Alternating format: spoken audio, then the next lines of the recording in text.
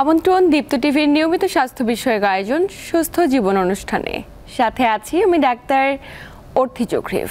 দর্শক, আমাদের মাঝে এমন অনেক ব্যক্তি রয়েছেন যারা দীর্ঘদিন ধরে কোমর ব্যথায় ভুগছেন।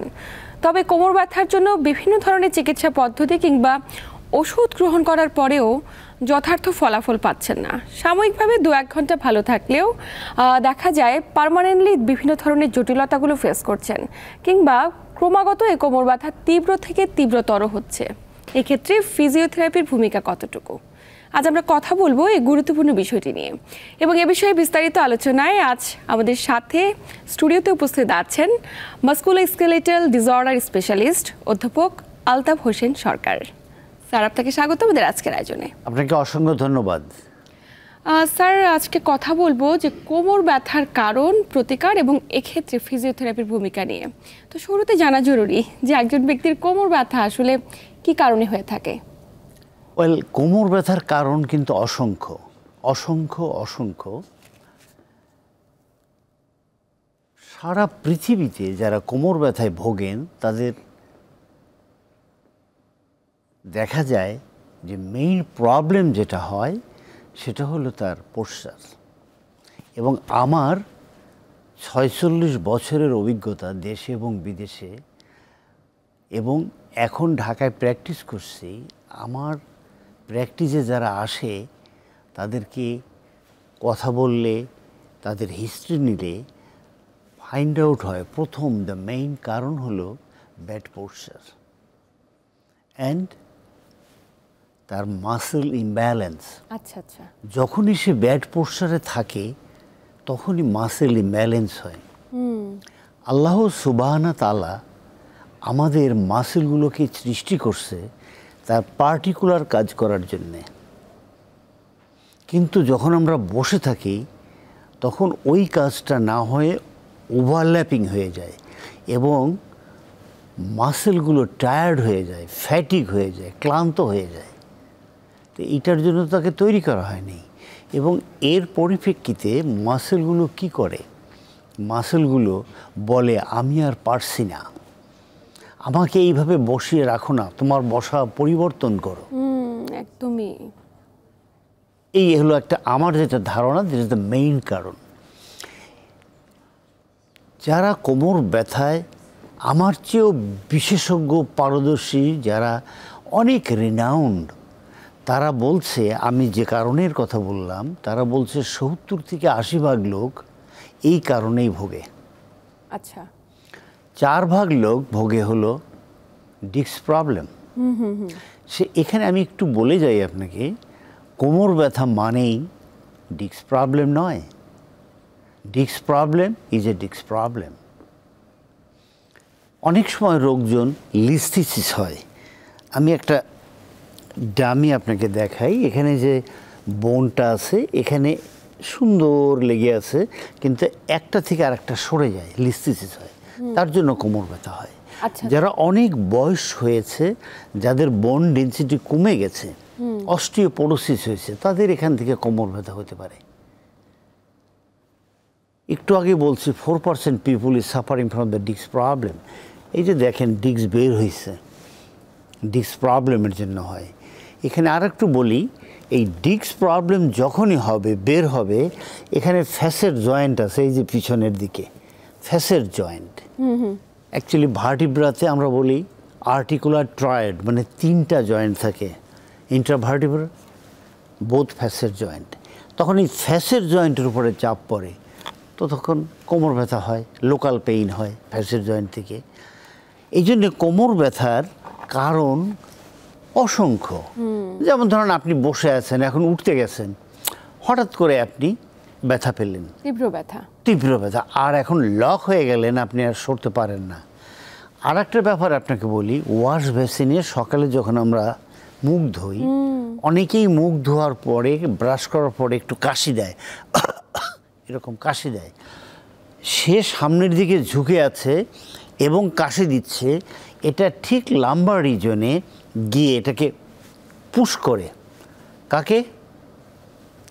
ডিস্ককে পুশ করে বের হয়ে আসার জন্য যখন কাশি দিই, অনেকে কাশি দেওয়ার পরে হা হা করার পরে সোজা হতে পারে না। আচ্ছা আচ্ছা, এটাও আরেকটা কারণ। মানে এই যে একটু কুজা হয়ে এই কাজটা করছে, এই কারণেই ঠিক কোমর ব্যথাটা হচ্ছে। হ্যাঁ, এটা মানে পজিশনটা একটা বড় ফ্যাক্টর। Yes, thank you. খুব সুন্দর কথা বলছেন। কুজো, সামনের দিকে ঝুঁকে যেটা আমরা করি কুজো, এটা অহরহ আমরা করতেই থাকি। একদম। আমরা বসে আছি, আমরা কখনো এভাবে বসি না। এই যে দেখেন, আল্লাহ সৃষ্টি করছেন এভাবে বাঁকা করে, কই আমরা তো এরকম বাঁকা হয়ে বসি না।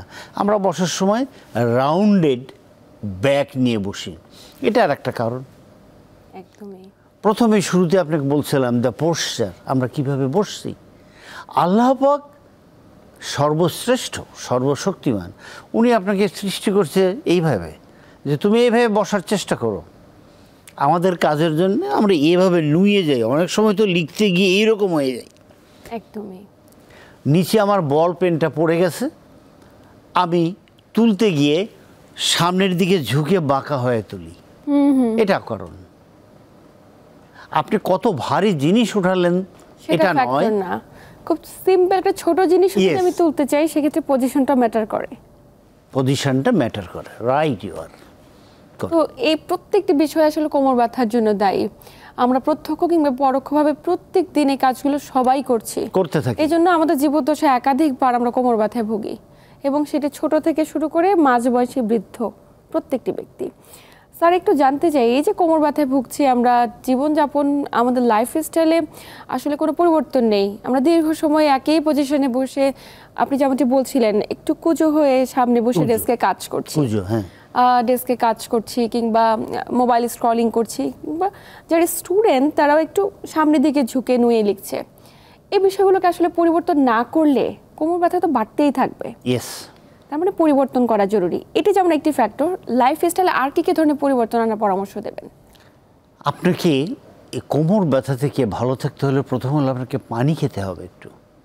আপনার অন্য অসুবিধা যদি না হয় তাহলে আপনাকে পানি খেতে হবে। আমরা কোমর ব্যথার জন্যে যারা আসে তাদের আমরা এমআরআই দরকার হলেও এমআরআই করি। এমআরআইতে বলে দিচ্ছে ডিহাইড্রেটেড। আচ্ছা, ডিস্ক ডিহাইড্রেট হলে সে তো যন্ত্রণায় ভুগছে, ভিতরে এরকম করছে, এই আমি কষ্টে আছি, আমাকে পানি দাও, আমাকে পানি দাও। তাহলে পানি অনেক বড় রোল প্লে করে আপনার এই কোমর ব্যথার জন্য। আপনার একটু আগে বলছি দ্য মাসেল অনেক বড় রোল প্লে করে। আপনাকে আমি একটা উদাহরণ দেই। আমি যখন ফিজিক্যাল এক্সামিনেশন করি, ফিজিক্যাল এক্সামিনেশনে রুগী আমাদের এক্সামিনেশন বেডে শোয়ার পরে তাকে বলি যে উপর হয়ে শুয়ে 2 হাত পেছনে রেখে মাথা উঁচু করেন। অধিকাংশ রুগী মাথাটা কোনোভাবে একটু ঘোরায়। আমি যখন হাত দিয়ে থাকি পেছনের মাংসে কোনো কন্ট্রাকশনই নাই। আচ্ছা, এখানে বোথ গ্লুটস, আমাদের পেছনের দর্শক আপনারা পেছনে যেখানে মানি ব্যাগ রাখেন উঁচু মাংস, এটাকে আমরা গ্লুটস বলি।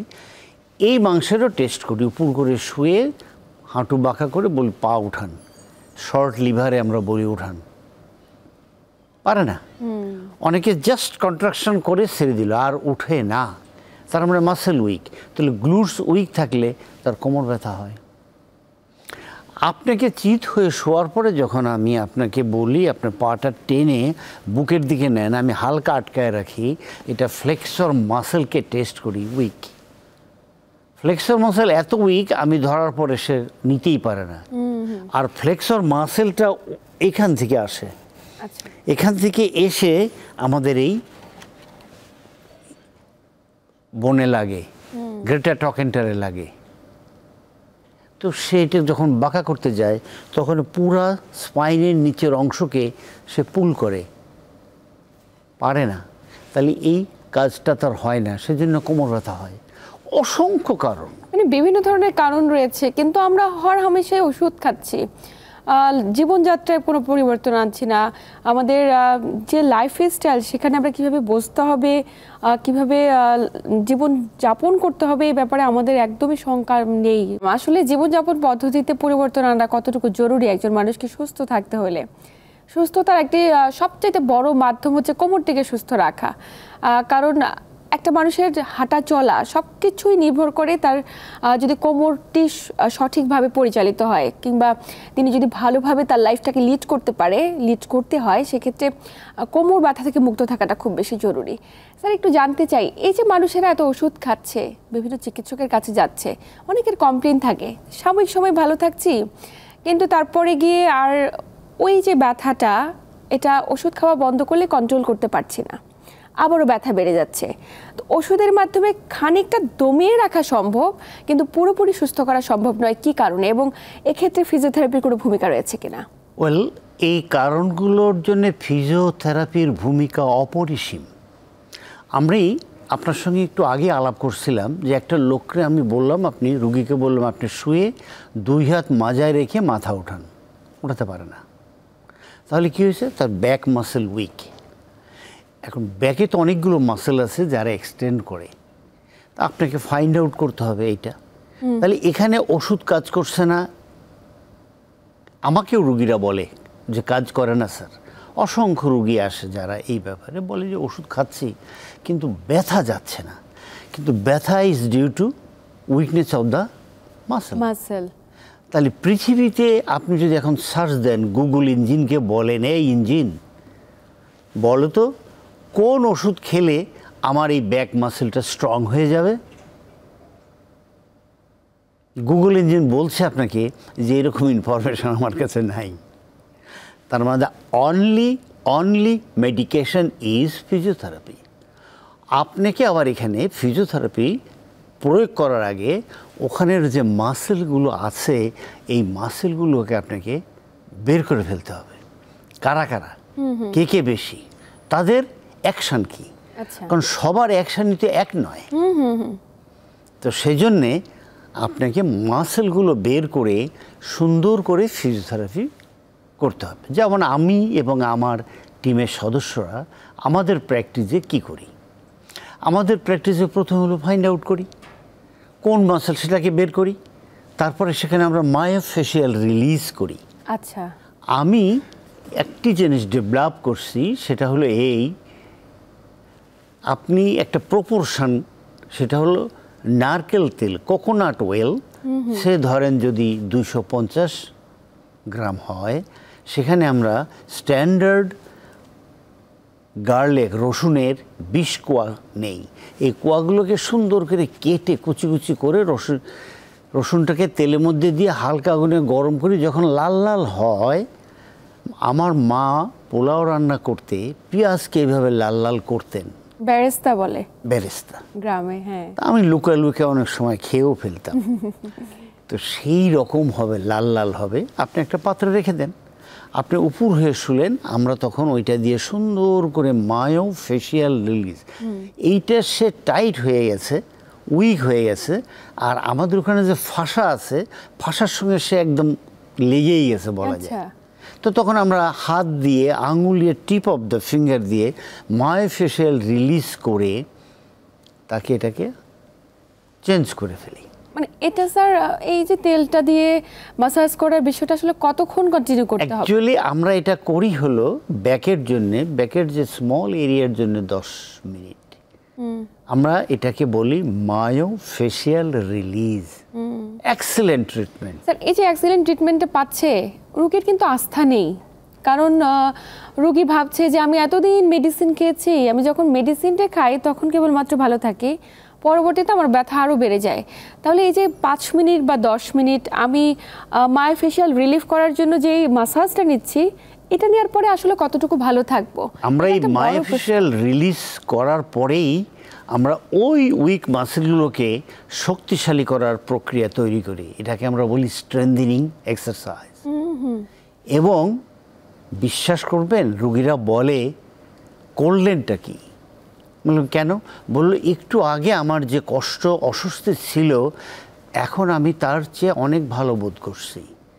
এবং দেখা যায় কয়েকটা চিকিৎসার পরে বা ডিপেন্ড যে তার কত প্রবলেম, এটা নির্ভর করে তার উপরে যে কয়টা ট্রিটমেন্টের পরে সে ভালো বোধ করবে। আচ্ছা, তবে দ্রুতই সে ভালো বোধ করে, অধিকাংশ লোকই দ্রুতই ভালো বোধ করে। মানে এটা ম্যান টু ম্যান ভ্যারি করে যে কার সমস্যাটা আসলে কত বেশি এবং কত দিন দিতে হবে। বা এটা আসলে স্যার অনেকের প্রশ্ন থাকে যে এই যে আমি ফিজিওথেরাপি নিচ্ছি, মায়োফেশিয়াল রিলিজ করছি কিংবা কিছু এক্সারসাইজ করছি, এটা করার পরে আবারও কি বন্ধ করে দিলে আবারও আগের অবস্থায় ফিরে যাব? না, কেন আসবে না? কারণ ওটা টাইট ছিল, লেগেছিল, মাসেল অ্যান্ড ফাসা, এটা তো রিলিজ করে দিছি। তার উইকনেস ছিল, আমি তাকে শিখিয়ে দিয়েছি উইকনেসটা সে স্ট্রেংথেনিং কীভাবে করবে, এবং সে রেগুলার সকাল বিকাল করতে আছে। এটা আগের জায়গায় আর আবার কষ্ট, আবার ব্যথায় ফিরে আসবে না। মোস্ট অফ দ্য পেশেন্ট আসে না, বাট হঠাৎ দুই একজন এক্সেপশন তো আছেই। বাট তাদের সংখ্যা আপনি পার্সেন্টেজে আনতে পারেন না, যেমন 10 জনের একজন, এমন হতে পারে 200 জনে একজন, বাট হবেই। এই চিকিৎসাই তার জন্যে সঠিক চিকিৎসা। এই চিকিৎসা সে পায় নাই, তো তার এই যে 2 বছর সেই চিকিৎসা না পেয়ে যে ধরনের চিকিৎসা সে করছে, ওই চিকিৎসাতে তার উপকার আসে নাই এ কারণে। বাট আপনাকে আবারও বলি, চিকিৎসার আগে সঠিক অ্যাসেসমেন্ট আপনার দরকার। ওই লোকটার প্রবলেম কি, find out the problem first. আমি তো ব্যথার চিকিৎসা আমি বা আমার টিমের সদস্য কেউ করে না।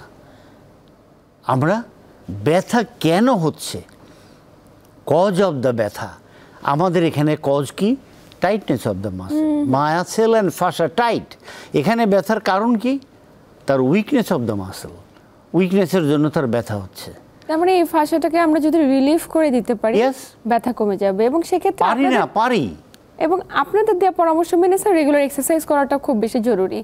মানে অনেক ক্ষেত্রে আমরা দেখি যে একদিন গিয়েছে বা 2 দিন গিয়েছে, তারপরে কিছুটা রিলিফ পেয়েছে, আবার যাওয়া বন্ধ করে দিয়েছে। তাহলে হবে না, একদমই কখনোই সম্ভব না।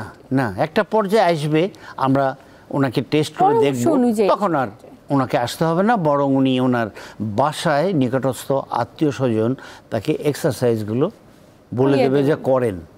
ওনাকে তো শিখাই ফেলছি, বাট উনি ভুলে যাবে, কারণ এখন তো কষ্ট আগের মতো নাই। কিন্তু সাথে কেউ, বাসার কেউ ওনাকে বলতে হবে তোমার এক্সারসাইজ আছে সকালে। মানে এক্সারসাইজটা রেগুলার করাটা খুব বেশি জরুরি নিজেকে সুস্থ রাখার জন্য। স্যার পাশাপাশি আরও একটি প্রশ্ন করতে চাই, আমরা তো কেবল মাসেল টাইট হয়ে গিয়েছে, রিলিফ কীভাবে করতে পারি বা এক্সারসাইজ করতে পারি এই বিষয়টা নিয়ে আলোচনা করছি, কিন্তু কোমর ব্যথার আরও একটি উল্লেখযোগ্য কারণ যে লাম্বার 4-5 যে ডিস্ক, ওই ডিস্ক প্রোলাপস হয়ে গেছে, এবং এটির কারণে অনেক বিশেষজ্ঞ চিকিৎসকরা পরামর্শ দেন যে অপারেশন করতে হবে। এই অপারেশনের প্রতি তো আমাদের দেশে অনেক ভীতি রয়েছে, এবং অপারেশন পরবর্তী পার্শ্ব প্রতিক্রিয়া কতটুকু হবে এটি ভেবে অনেকে অপারেশনে যেতে চান না। সেক্ষেত্রে কি ডিস্ক প্রোলাপসের ক্ষেত্রে ফিজিওথেরাপির কোনো ভূমিকা রয়েছে? একটু আগে বলছিলাম ফিজিওথেরাপির ভূমিকা অপরিসীম ব্যাক পেইনে, আর ডিস্ক প্রোলাপসে আরও বেশি ভূমিকা। ডিস্ক প্রোলাপসে আপনাকে ছোট্ট করে বলি, ডিস্ক প্রোলাপস নিয়ে আসার পরে যদি ওই রুগী আসে, যদি অনেক সময় আমাদেরকে অনেক রুগী ফোনে বলে আমার L4 L5-এ ডিস্ক প্রবলেম বলে দিল না, কেউ হয়তো বলছে চিকিৎসকরা। প্রথম উত্তর হলো যে আপনার যদি এখানে ওই রকম কষ্ট হয় যে কষ্টগুলোর জন্য অপারেশন করতে হয়, ইট ইজ নেসেসারি, দেন আপনাকে you have to go for operation. But আপনাকে এখানে একটু উদাহরণ দিই, রাস্তায় বের হলে দেখবেন পং পং হর্ন বাজে, কিন্তু হর্ন বাজার বইতে বলা আছে আপনি put on the horn, put on the hooter, when it is really necessary. তো এরকম operation when it is really necessary, তার সিমটম আছে, সিমটম দেখলে বোঝা যাবে। বাট আমি এবং আমার টিমের সদস্য আমরা নন অপারেটিভ ট্রিটমেন্ট করি, অপারেশনবিহীন চিকিৎসা করি। সম্মানিত দর্শক শ্রোতা, আপনারা যারা অপারেশন করতে না চান তারা আমাকে নক করতে পারেন। তাহলে আমরা কি করি, আবারও ফিরে যাচ্ছি রোগীর সেই অ্যাসেসমেন্টে গিয়ে আমি এবং আমার টিম আমরা বের করে ফেলতে পারি আপনার অপারেশন লাগবে অথবা লাগবে না। অর্থাৎ আমাদের মুভমেন্টও যদি আপনার চেঞ্জ হয় তাহলে তো অপারেশন লাগছে না। আপনি কি নিয়ে আসছেন? বলে আমার পায়ে ব্যথা আসছে। আমরা আপনাকে 2 পা বাঁকা করলাম, বাঁকা করে ধরে একটু ডান দিকে ঘোরালাম, বাম দিকে ঘোরালাম, 2-3 বার মুভমেন্ট করার পর রুগী বলে আমার তো এখন আর ব্যথা নাই। কি করলেন আপনি? ব্যথা তো আগের মতো না, মানে আগে যে ব্যথা ছিল এখন নাই আর ব্যথা, অনেকাংশে কমে এসেছে। অনেকাংশ কমে এসেছে। কিন্তু আমরা তখন রুগীকে বলি আপনার ব্যথা এখন নাই, কিন্তু একটু পরে আবার ব্যথা আসবে। হ্যাঁ, কি বললেন? ব্যথা আসবে? বলে হ্যাঁ। বাট ভয়ের কারণ নাই, বারবার এক্সারসাইজ করার পর এটা স্ট্যাবল হয়ে যাবে। তার মানে আমরা খুব গর্বের সাথে এটা বলতে পারি এই আয়োজনে যে যাদের ভীতি রয়েছে অপারেশন বা বিভিন্ন ধরনের কমপ্লিকেশন আছে শরীরে, যেমন হাইপারটেনশন, অতিমাত্রা ডায়াবেটিস, হাই কোলেস্টেরল, তারা তো উচ্চ ঝুঁকিতে, অনেক ক্ষেত্রে তাদের অপারেশন করাও সম্ভব হয় না, কিংবা অনেকে করতে চান না। তাদের ক্ষেত্রে রেগুলার যদি ফিজিওথেরাপি নেয় অনেক বেশি পরিমাণে তারা উপকৃত হবে ইনশাল্লাহ। কিন্তু ওই যে অ্যাসেসমেন্ট করে দেখতে হবে যে চেঞ্জ হয় কিনা। একদমই। এবং এক্ষেত্রে একজন দক্ষ মাস্কুলোস্কেলেটাল স্পেশালিস্টের কাছে যাওয়াটা খুব বেশি জরুরি। কারণ আমরা হরহামেশা বিভিন্ন জায়গায় যাচ্ছি, প্রতারিত হচ্ছি এবং আস্থা হারাচ্ছি। এই জায়গাটিতে অবশ্যই একজন দক্ষ মাস্কুলোস্কেলেটাল স্পেশালিস্টের কাছে যে তিনি যদি প্রপারলি ফিজিওথেরাপিটা নিতে পারে তাহলে হয়তো অনেকটা উপকার পাবে। আমরা আলোচনার একদম শেষ প্রান্তে স্যার, আপনাকে আন্তরিক ধন্যবাদ গুরুত্বপূর্ণ তথ্য এবং পরামর্শের মাধ্যমে দর্শকদের উপকৃত করবার জন্য। আপনাকেও ধন্যবাদ।